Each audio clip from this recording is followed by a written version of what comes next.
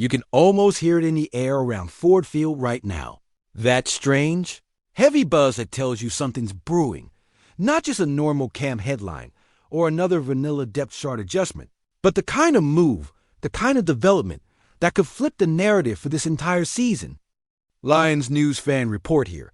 And if you've ever felt that knot in your stomach before a big moment, when you just know the next play could change everything, then smash that like button, subscribe, and lock in, because you are not gonna want to miss where this is going. Tell me, Lions fans, could this be the turning point we've been waiting for in the trenches? Could this be the start of turning our offensive front into one of the most feared in the league? What if the guy we've been doubting quietly turns into the one who locks down the edge when it matters most? We've all seen it before. Camp starts, the pads start popping, and every coach, every analyst starts making those early calls about who's going to make the leap and who's just fighting to keep a spot. And we know how ruthless this league is. One bad stretch, one shaky series, and the whispers start. But every so often, there's a guy who hears the whispers and uses them like fuel. For Detroit right now, that guy is the one everyone thought might get pushed out of the rotation before we even hit September. A guy whose early camp was a mix of small wins and frustrating setbacks. A guy the coaches were openly challenging in front of the media. At first, it wasn't pretty. Defensive linemen winning rep after rep. One-on-ones going sideways. Team drills turning into teachable moments no player really wants. Dan Campbell didn't sugarcoat it either, making it clear there had been more downs than ups, that there was still a mountain of work ahead before this lineman could be trusted when the real bullets start flying on Sundays. But here's the thing. Football seasons and careers are not defined by how you start camp. They're defined by what you do when your back's to the wall, when everyone is waiting for you to fold. And right before Detroit's preseason clash with the Chargers, something shifted. Practice wasn't just better. It was sharp, focused, a step up in intensity and execution. It was the kind of day that makes a coach stop, nod, and think, okay, now we're getting somewhere. Campbell said it himself. The game after that was encouraging. Not perfect, not complete, but an uptick. Something to build on. And for a player in a make-or-break summer, that's all you need. A foothold. This is where the story starts to feel different. Because when you hear this player talk, he's not bathing in praise or pretending the job's done. He's talking about mistakes, about the ugly parts of his last game, about making sure they don't show up again. That's not just humility. That's the mindset of a grinder. Someone who knows every snap is an audition and every rep is a resume. He's been working with veterans like Taylor Decker in the offseason, soaking up experience, learning tricks, adjusting his craft. And make no mistake, he's gunning for a serious spot in that tackle rotation, pushing to be more than just a developmental body at the bottom of the roster. He felt confident going into the Chargers game, told himself he'd seize every second he got, and by his own words, that's exactly the plan going forward. Keep building, keep stacking days, keep proving he belongs. The head coach still calls his development a process. 2 steps forward, 1 step back. And sure, that's the reality.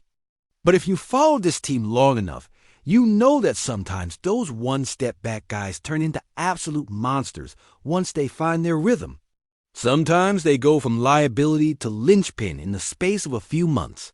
So here's the question that's got my blood pumping.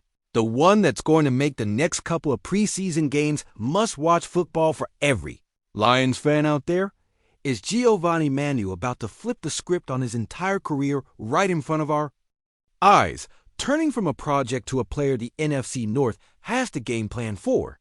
Or are we looking at a flash of progress that might fade when the lights get bright? Because if it's the former, then Detroit just found themselves a weapon in the trenches nobody was betting on. And that changes everything. Unleash the fury. Detroit, we're not just fighting for wins. We're fighting to resurrect our soul from the ashes of yesterday's despair, where hope was buried beneath years of disappointment, and every heartbreak echoed through the cold steel of Ford Field.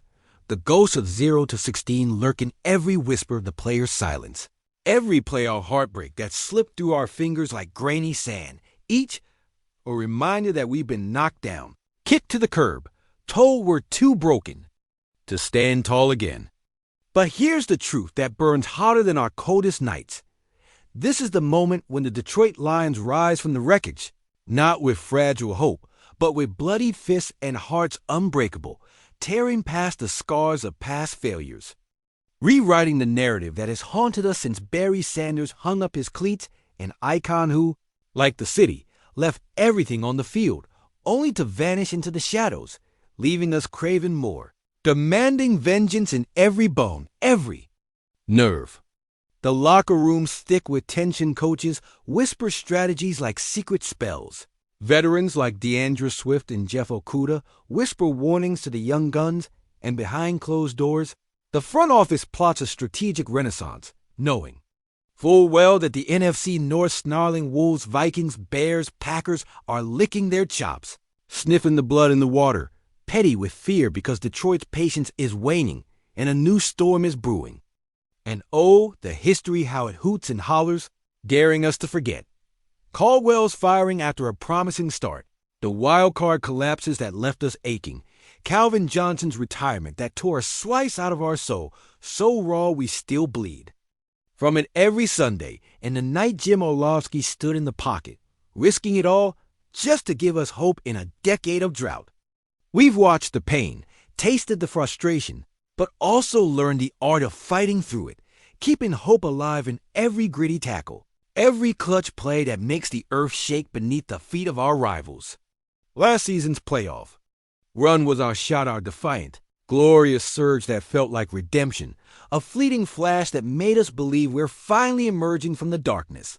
But history's cruel laugh reminds us it's only a battle. There's still an entire war to win. And now, with Manu's transformation a flickering ember in the front line, can this young lion, once tamed by doubt, ignite the roaring resurgence we've been aching for? Can the collective grit of Detroit finally turn the tide, make our line impregnable, our defense unbreakable, our offense unstoppable? Or are we flirting with disaster, tempting history to repeat itself because the pressure, the weight of expectations threatens to crush this fragile hope, leaving us shattered and staring into the abyss once again? This is the crossroads between what we hope to be and what we refuse to become, a battlefield of minds and spirits where every snap, every call, every grueling moment could be the defining blow that launches us back to glory or plunges us headlong into despair. The question reverberates through every proud heart in the Motor City. Can Manu's ascent be the spark that ignites the revolution? Or will the ghosts of past failures miraculously come alive, snaring us in the chains of doubt just when we thought we'd broken free? The clock's ticking, the stakes are sky high, and Detroit waits breathlessly for that one fateful moment, because when the dust settles and the roaring crowd finally quiets, the question remains: are we marching toward greatness or tumbling back into the abyss?